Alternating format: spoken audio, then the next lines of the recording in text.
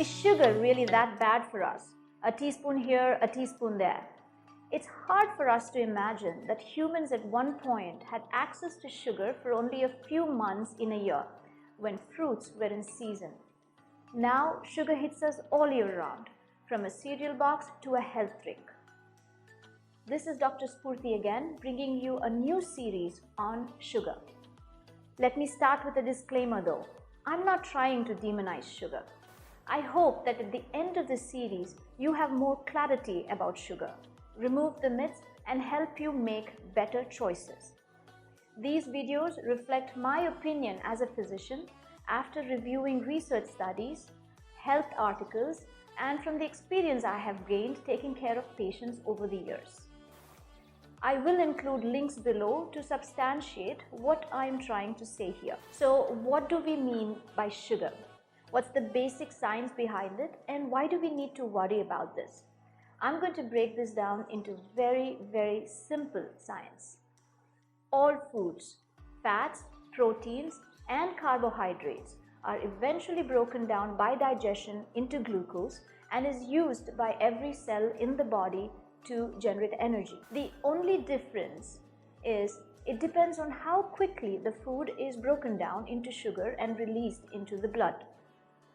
Fats, proteins, and complex carbohydrates in that order take more time to be broken down into sugar and released into the body.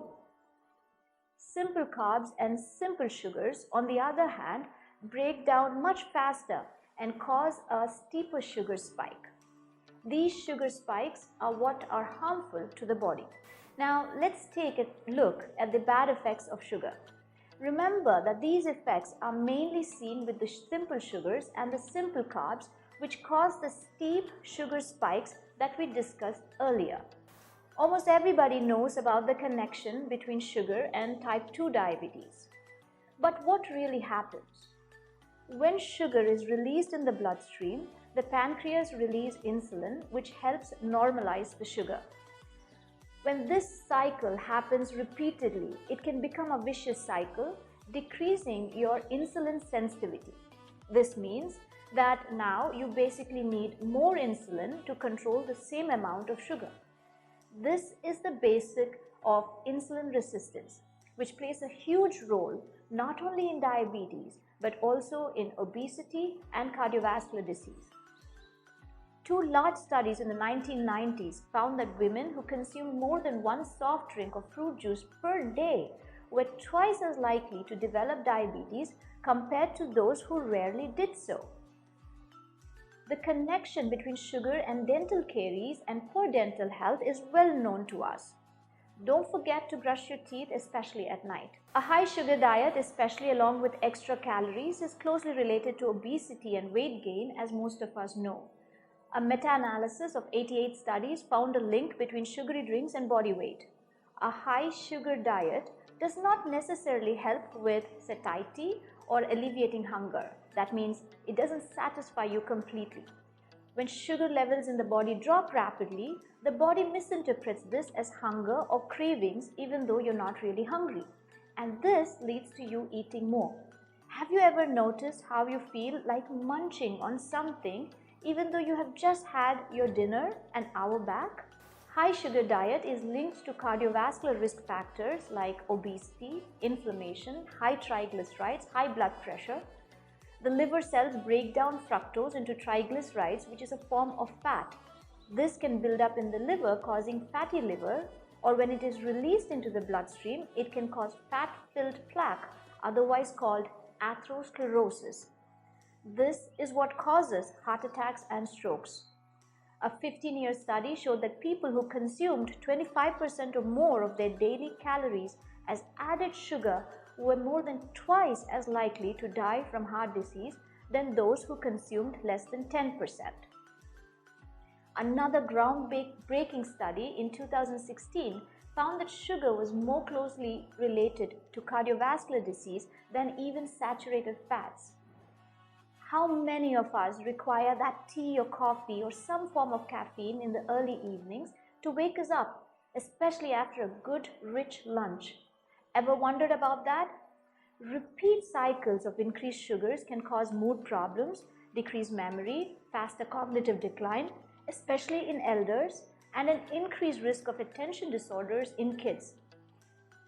Most of us are also aware that skin issues like acne flare up with increased sugar intake.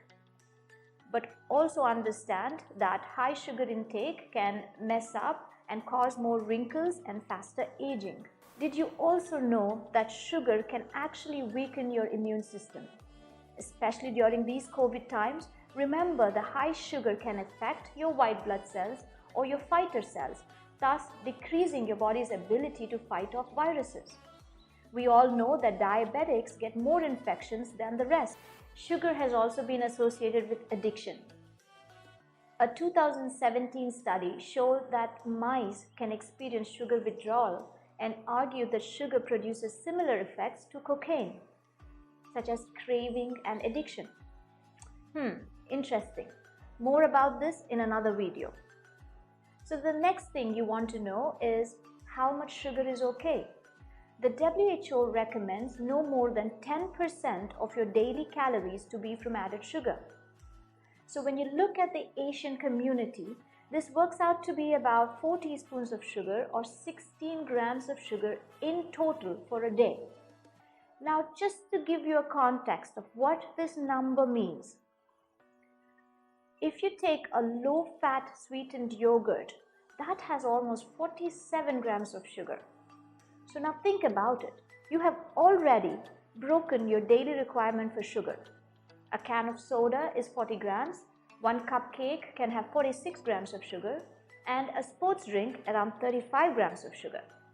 I hope I got a lot of people thinking about sugar with this video. I may have even gotten some of you upset with today's video. But remember, I'm not saying that all sugar is bad or that sugar alone causes the various problems I discussed above. Sugars from healthy sources in moderation is the key. In people with a high energy output like athletes, even a high fructose or a high sugar diet, they can still do well. I'm sure many questions would have come up today. What about fruit versus fruit juice? How about natural sweeteners like honey or jaggery? Are artificial sweeteners okay? Please stay tuned with me as I try and answer some of these questions over the next few sessions. Thank you, and until next time, stay healthy.